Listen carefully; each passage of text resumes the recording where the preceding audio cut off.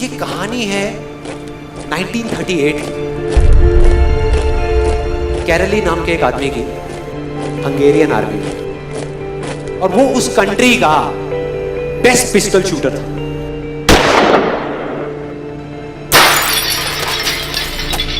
जितनी भी national championships हुई थी उस कंट्री में, उसको वो जीत चुका था।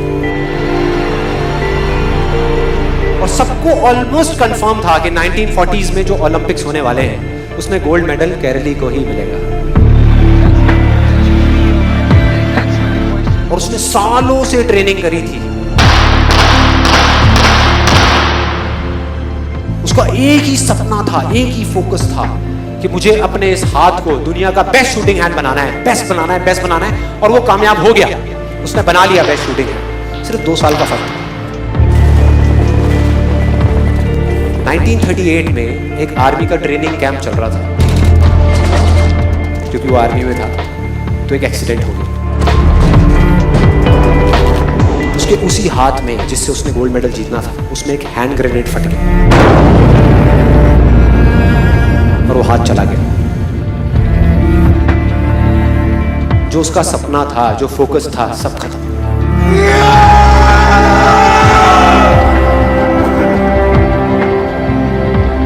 उसके पास 2 रास्ते थे। एक तो ये कि वो बाकी की पूरी जिंदगी रोता रहे और कहीं जा करके छुप जाए, या अपना जो गोल था जिस पे उसने फोकस किया हुआ था उसको पकड़ करके रखे। तो उसने फोकस किया उस पे नहीं जो चला गया था, जो उसके पास नहीं था। उसने फोकस किया उस पे जो उसके पास था।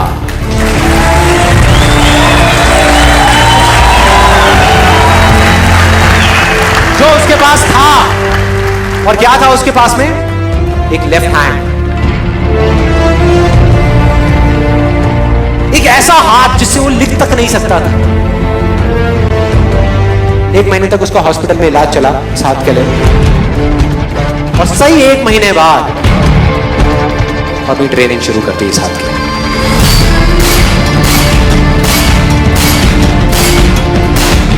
ट्रेनिंग के 1 साल बाद, मतलब कि 1939 में वो वापस आया।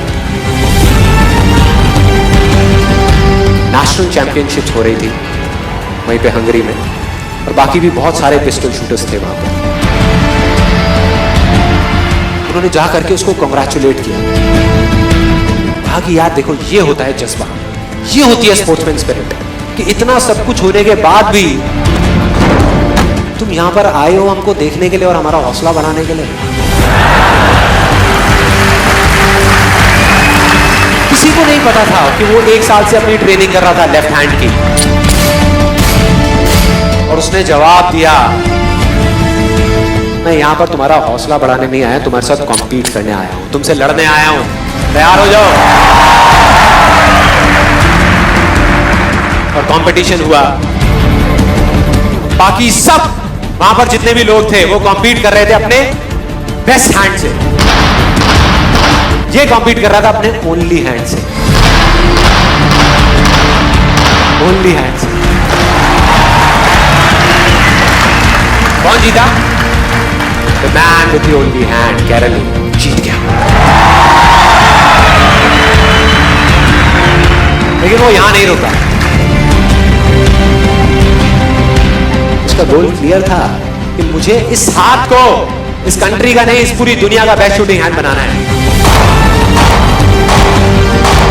उसने अपना सारा फोकस उठा करके डाला 1940 पे, जब ओलंपिक्स होने वाले थे।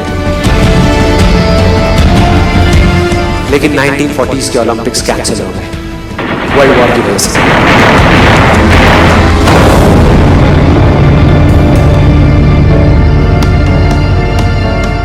उसने अपना सारा फोकस उठा करके कहां डाल दिया? 1944 में जो ओलंपिक्स होने वाले थे उसके ऊपर। 1944 में जो ओलंपिक्स होने वाले थे वो भी कैंसिल हो गए वर्ल्ड वॉर की वजह से। फिर से कैंसिल।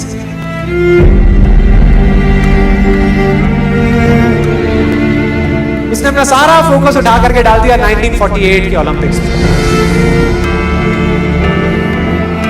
1938 में उसकी एज थी 28 साल। 1948 में उसकी एज हो चुकी थी 38 इयर्स। और जो यंगर जो प्लेयर्स आते हैं निकल करके, उनसे कॉम्पीट करना मुश्किल होता चला जाता है। लेकिन मुश्किल नाम का ये वर्ड था ही नहीं उसकी डिक्शनरी में। वो गया, पूरे वर्ल्ड के बेस्ट शूटर्स आए हुए थे जो अपने बेस्ट हैंड से कॉम्पीट कर रहे थे, और ये अपने ओनली हैंड से कॉम्पीट कर रहा था। और कौन जीता? The man with the only hand.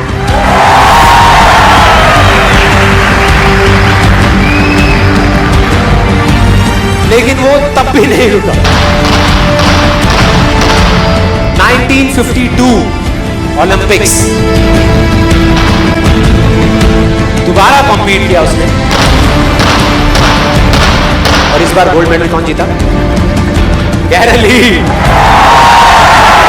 4 साल बाद दोबारा से, और पूरी की पूरी हिस्ट्री को बदल करके रख दिया ओलंपिक्स। इस पर्टिकुलर कंपटीशन में उससे पहले किसी भी एथलीट ने लगातार 2 गोल्ड मेडल्स नहीं जीते।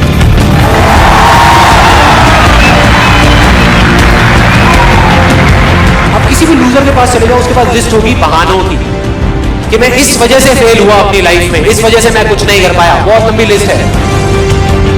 और दूसरी तरफ विनर के पास चले जाओ, उसके पास में 1000 वजह होगी वो ना करने की जो वो करना चाहता है, सिर्फ एक वजह होगी वो करने की जो वो करना चाहता है, और वो कर जाएगा।